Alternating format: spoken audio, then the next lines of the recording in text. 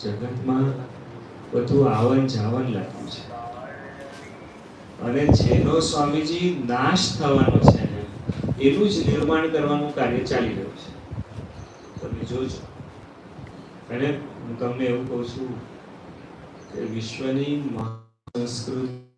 સંસ્કૃતિએ પોતાના પદ ચિહ્ન બનાવવા માટે જે કંઈ નિર્માણ કર્યું એ બધાને તો ધન્યવાદ છે, પણ ખાલી ખાવા પીવા ને રહેવાના વૈભવ માટે જે કંઈ બનાવવામાં આવ્યું એનું તો શું કરવાનું? અને કહો. આજે આપણે દક્ષિણ ભારત જઈએ, આપણે દિલ્હી અક્ષરધામ જોઈએ, તો એ જે નિર્માણ છે એ નિર્માણને ધન્યવાદ છે. જે વખતે દિલ્હી અક્ષરધામ બનતું હતું ત્યારે પ્રમુખ સ્વામી મહારાજ કે આપણે કોન્ક્રીટ નું બનાવીએ ને તો બોલે 100 વર્ષ રે, પથ્થર નું બનાવીએ તો યુગો યુગો રે. તો બોલે આપણે એવું રાખવું છે. એ સંતની દ્રષ્ટિ છે. કહેવા એવું માંગુ છું,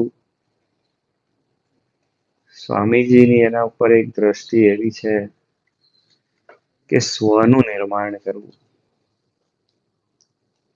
શ્રી કૃષ્ણ પરમાત્મા અર્જુનને જે વાત કરે છે ને કે અર્જુન, તારા અનંત જન્મ થયા છે અને મારા અનંત જન્મ થયા છે. તને યાદ નથી, મને યાદ છે.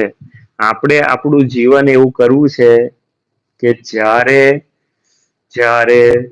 જન્મ ધારણ કરે અને એવું કે ચાલ હું ફરવા જઉં છું, અને એમ કે તારે આવવું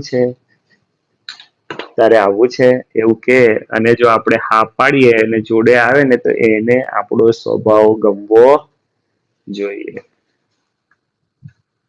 કારણ કે